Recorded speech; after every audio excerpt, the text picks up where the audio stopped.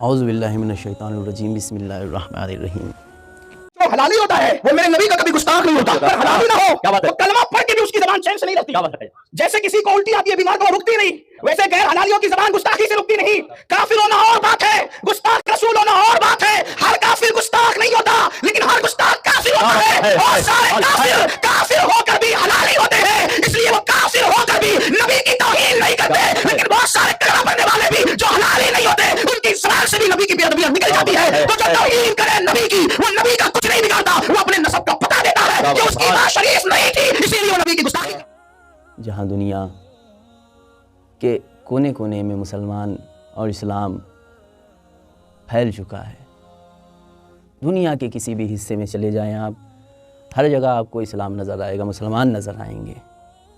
ایسے پراشعور ماحول میں جہاں پہ دنیا کے کونے کونے میں مسلمان ہیں، حصے حصے میں مسلمان ہیں، ایسے ماحول میں اگر کوئی مسلمانوں کے نبی کو شان میں گستاخی کر دے تو مسلمان برداشت نہیں کرتا، اس کو سزا ملتی ہے۔ ہر جگہ آپ دیکھ لیجئے مسلمان، ایسے پراشعور ماحول میں اگر کوئی ہمارے نبی کی شان میں گستاخی کر دے تو ہمارے علماء کرام، چاہے وہ سنی ہو چاہے وہ شیعہ ہو، کسی بھی فرقے سے تعلق رکھتا ہو اور وہ مسلمان ہو، فوراً کہتا ہے اس کو سزا ملنی چاہیے، یہ مرتد ہو گیا ہے، یہ کافر ہو گیا ہے۔ علماء کرام کہتے ہیں نبی کی شان میں گستاخی کرنا ایک کفر سے بھی زیادہ عظیم گناہ ہے۔ واجب القتل کافر ہے ایک انسان، لیکن وہ واجب القتل نہیں ہے۔ مطلب کہ جو نبی کی شان میں گستاخی کرے وہ کافر سے بڑا گنہگار ہو جاتا ہے، واجب القتل ہو جاتا ہے، اس کا قتل واجب ہو جاتا ہے۔ تمام علماء کرام، چاہے وہ شیعہ ہوں چاہے وہ سنی ہوں، کسی بھی فرقے سے تعلق رکھتے ہوں، لیکن اگر ہمارے نبی کی شان میں کسی نے گستاخی کی تو وہ واجب القتل ہے، اس کا قتل واجب ہے۔ اور کیوں نہ ہو بھائی اس کا قتل واجب؟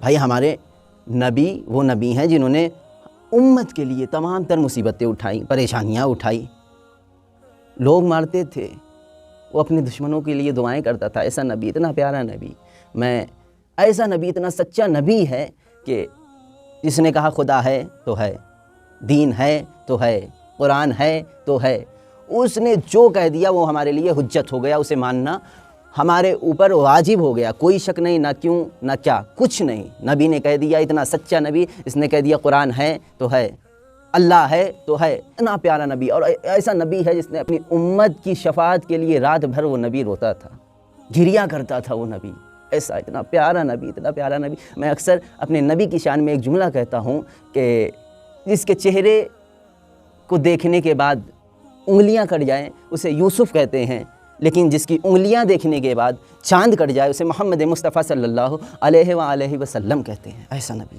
اتنا پیارا نبی، جس کی شان میں اگر کوئی بھی گستاخی کرے، 1400 سال کے بعد ابھی ہمارے نبی پردہ فرما گئے ہیں، اس دور میں بھی اگر نبی کی شان میں کوئی گستاخی کر رہا ہے تو علماء کرام، سنی شیعہ، ہر فرقے کے لوگ کہتے ہیں کہ وہ واجب القتل ہے، کافر ہے، مرتد ہے۔ اب سوال یہ ہوتا ہے کہ ہمارے نبی کی شان میں مسلمانوں میں سب سے پہلے نبی کی شان میں گستاخی کس نے کی؟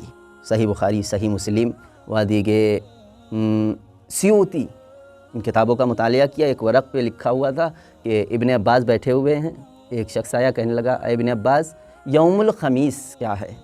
ابن عباس پریشان ہو گئے، کہنے لگے یوم الخمیس مسلمانوں کے لیے قیامت کا دن تھا۔ کہا کیا ہوا اس دن؟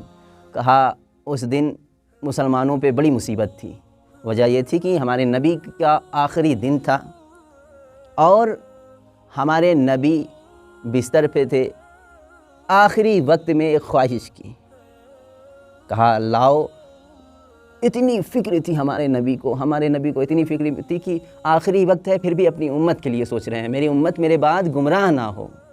اپنی امت کی طرف مخاطب ہوئے، کہنے لگے لاؤ میں تمہارے لیے کوئی ایسی چیز لکھ دوں جس کے بعد تم کبھی گمراہ نہ ہو، میرے بعد کبھی تم گمراہ نہ ہو۔ سب سے پہلی گستاخی نبی کی شان میں اس وقت خلیفہ دوم نے یہ کہہ کر کی کہ نبی کو ہذیان ہو گیا، نعوذ باللہ ثم نعوذ باللہ، نبی کو ہذیان ہو گیا۔ انصاف سے بتائیے، ہمارے یہاں اصول یہ ہوتا ہے کہ اگر کوئی کسی کا آخری وقت ہو، اگر وہ کوئی وصیت کر رہا ہو، کچھ خواہش کر رہا ہو، تو ہم پوری کرنے کی کوشش کرتے ہیں۔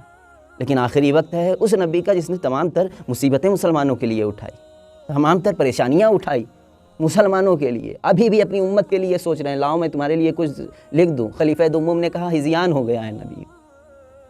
انصاف، ہذیان آپ سمجھ لیں کہ ہذیان کسے کہتے ہیں؟ ہذیان جب انسان کے دماغ پر بخار کا غلبہ ہو جاتا ہے اور وہ الٹی سیدھی باتیں کرنے لگتا ہے، اسے ہذیان کہتے ہیں۔ انصاف سے بتائیں، آپ کے نبی کو کوئی یہ لفظ کہے، آپ یہ لفظ برداشت کریں گے؟ اس دور میں بھی برداشت کریں گے؟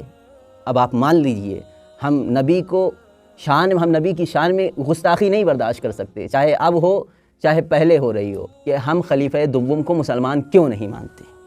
یہی وجہ ہے، کیونکہ نبی کی شان میں جو گستاخی کرتا ہے وہ مسلمان نہیں، کافر ہوتا ہے۔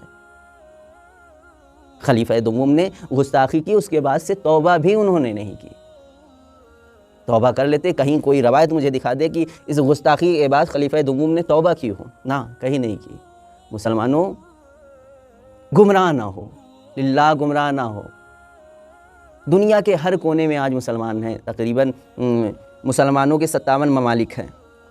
آج کسی بھی ملک میں مسلمان چلا جائے اسے شک کی نگاہوں سے دیکھا جاتا ہے۔ وجہ کیا ہے؟ کہ انہوں نے حق کو چھپایا، حق سے منہ موڑ لیا۔ انہوں نے کام یہ کیا قبلہ کہ انہوں نے کافر صحابہ کو بچانے کے لیے اپنے نبی پر توہین بھی برداشت کر لی۔ ابھی بھی آنکھ کھول لیجئے مسلمانوں، خدا کی قسم، جس دن آپ حق کے ساتھ ہو گئے جیسے آپ کا نبی تھا، اس دن آپ کو اتنی عزتیں ملیں گی، ہر جگہ ہر ملک میں اتنی عزتیں ملیں گی کہ جس طرح نبی کے دور میں مسلمانوں کی عزت تھی۔ حق سے منہ نہ موڑیے۔ اگر کوئی صحابہ کافر ہو رہا ہے تو اسے کافر کہیے، کوئی گستاخی کر رہا ہے نبی کی شان میں تو آپ مانیے کہ ہاں انہوں نے گستاخی کی ہے، یہ مسلمان نہیں ہے، انہوں نے توبہ بھی نہیں کی۔ آپ ان کی دفاع کے لیے تو احتجاج کر رہے ہیں، سڑکوں پہ اتر آ رہے ہیں، لیکن آپ کے نبی کی شان میں جو گستاخی کرے، جنہوں نے آپ کو انسان سے انسانیت سکھائی، جنہوں نے آپ کو جینے کا سلیقہ بتایا، ان کی شان میں اس دور میں کسی نے گستاخی کی، آپ ان کی حمایت کر رہے ہیں۔ استغفر اللہ۔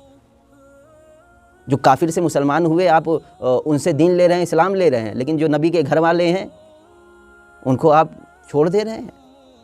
خدا کے لیے مسلمانوں، خدا کے لیے ابھی بھی وقت ہے، حق کے ساتھ ہو جائیے، حق کے ساتھ ہو جائیے، عزتیں آپ کی قدم چومیں۔ اسلام کو صحیح معنوں میں آپ تک پہنچایا، ان سے اسلام لیجئے، نبی کے گھر والوں سے اسلام لیجئے۔ یہ کہاں کا دستور ہے بھائی؟ میں آپ کو بتا دوں کہ میں نے نہیں دیکھا ایسا کہ جو ہے کوئی ہندوستان کا، پاکستان کا وزیر اعظم، پی ایم، پردھان منتری اپنے پد سے ہٹا ہو یا اس دنیا سے رخصت ہوا ہو، اس کی بیٹی اپنا حق مانگنے کے لیے دربار میں چلی آئے۔ میں نے نہیں دیکھا ایسا، کسی بھی ملک میں ایسا نہیں دیکھا کہ ابھی نبی کو گزرے ہوئے فقط 90 دن، 95 دن، 70 دن، 75 دن گزرے ہیں، اور نبی کے وصال اور پردہ فرمانے کے تقریباً 10 دن، 15 دن کے بعد انہی کی بیٹی اپنا حق مانگنے کے لیے دربار میں چلی آئے۔ اللہ اکبر۔ مسلمانوں، آپ نے اسلام کے، مسلمانوں کے خلیفہ کو تو اپنا نبی اور اپنا رہبر، اپنا امام سب کچھ مان لیا، لیکن نبی کے گھر والوں کو آپ نے چھوڑ دیا، جس کی وجہ سے آج تک آپ گمراہ ہے، ذلیل ہے۔ نبی کے گھر سے اگر آپ نے اسلام لیا ہوتا، سورہ سیوطی نے لکھا اپنی کتاب اور جلد نمبر 4 میں، اس میں تفسیر میں لکھا کہ سورہ اسراء جب نازل ہوئی تب نبی نے فدق فاطمہ زہرا کو حق کر دیا۔ سنی علماء کہتے ہیں کہ نبی نے فدق جناب فاطمہ زہرا کو حب کر دیا، دے دیا، اس کے بعد سے بھی نبی کی بیٹی کو دربار آنا پڑے، یہ کہاں کا انصاف ہے؟ کوئی بھی غاصب خلیفہ بن جائے، آپ اسے اپنا رہبر مان لیں گے، امام مان لیں گے، یہ کہاں؟ یزید بھی تو خلیفہ تھا، کہ آپ یزید کو، بڑے افسوس کی بات ہے، مسلمان اس قدر گر چکے ہیں بھائی صاحب کہ یزید کو بھی حق پہ ثابت کرنے کی کوشش کر رہے ہیں، جنہوں نے نبی کے نواسے کو مار دیا، جنہوں نے نبی کی آل کو مٹا دیا، ان کے لیے احتجاج کر رہے ہیں۔ للہ ابھی بھی وقت ہے۔